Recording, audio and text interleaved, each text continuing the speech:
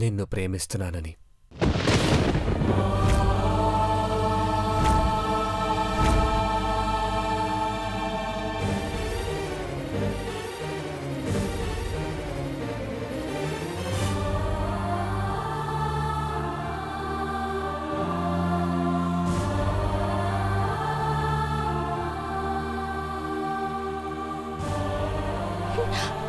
పెద్దబాబు గారు. అవును పార్వతి, నువ్వు చెప్పలేకపోయావు కానీ నా మనసులో మాట అయితే నేను చెప్పేశాను.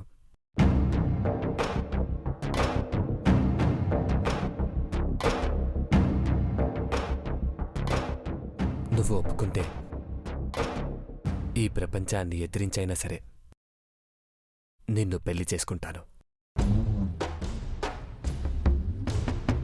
ఏమంటావు పార్వతి?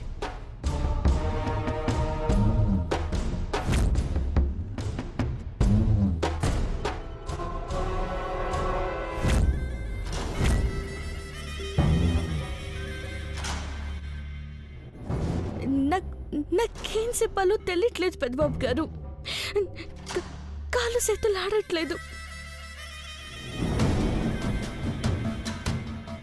మీరేమైనా మాట్లాడాలనుకుంటే మా నాన్నతో మాట్లాడండి.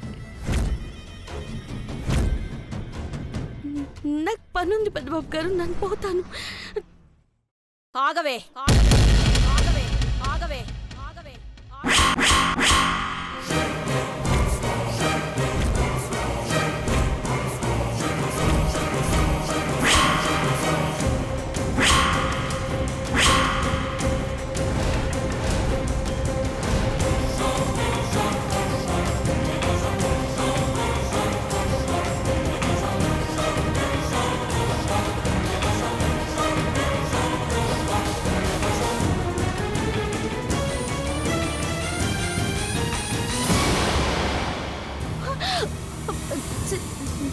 సగం గారు,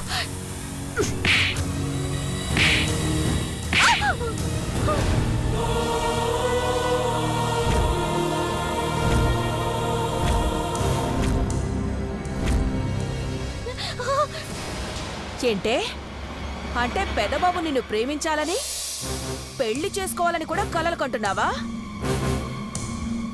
ఒకవేళ పెదబాబు ఇలా అంటే నువ్వేమంటావా అని టెస్ట్ చేద్దామనుకుంటే మా అయ్యతో మాటామంతి ఖాయం చేసుకోమంటావా? దరిద్రపుదానా. ఓకే అండి చిన్నమ్మ గారు. ఒగ్గెత్తానే, నీ సావు చూసి శవాన్ని ఒగ్గెత్తాను. మీరు అనుకోలేదు చిన్నమ్మ గారు. అదే కదా నా బాధ. ఎంత ప్లాన్ వేసావే. నీ బాబు పెదబాబుతో సంబంధం అనగానే ఎగిరి గంతేస్తాడు. పెళ్ళైతే నీ ప్లేస్లో నేను, డ్రైవర్ ప్లేస్లో మా ఆయన్ని పెట్టేస్తాను. నీకు అవకాశం ఇవ్వకూడదే. సంధిస్తే నా సమాధే కట్టేస్తావు. అమ్మో, బక్కదానివనుకున్నాను గాని జిత్తుల మారి నక్కవనుకోలేదే.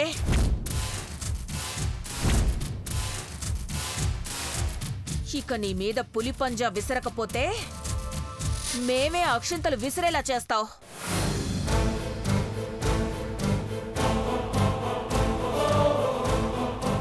వంట ఎంత బాగా వండుతావో అంత బాగా ఆలోచిస్తావే నువ్వు. ఉప్పు కారాలతో పాటు మమకారాన్ని కూడా తగ్గించుకోకపోతే ఇదే ఇంట్లో నీ పిండాన్ని పెట్టేస్తా.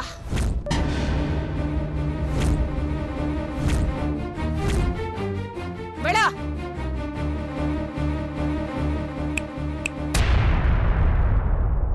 నాకు అలుపొచ్చింది. 5 నిమిషాల్లో ఆరెంజ్ జ్యూస్ కావాలి. పో.